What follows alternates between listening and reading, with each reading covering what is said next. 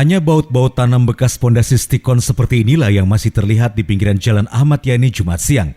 Sedangkan kun plastik bulat dan lentur sebagai media pembatas untuk rambu pengguna sepeda sudah tidak kelihatan lagi.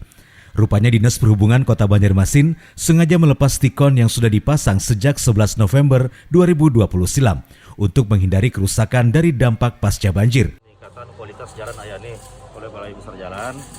Jadi kita lepas, kemudian juga selanjutnya pas nggak lama setelah itu kan terjadi musibah banjir. Nah, karena banjir itu kemarin belum terendam cukup lama kan stikon kita kan, karena di dalam itu ada bahan material besi. Jadi sementara kita amankan karena kita khawatir kalau misalnya ada rusak karena akibat banjir. Kemudian yang ketiga, setelah pasca banjir itu ada kegiatan normalisasi sungai di sepanjang Jalan Ayani. Nah, jadi untuk mendukung kegiatan itu biar alat berat itu lancar melaksanakan pekerjaan, jadi sementara kita lepas semua. Dishub sendiri mencopot stikon secara bertahap dan baru dilepas secara keseluruhan sejak Jumat.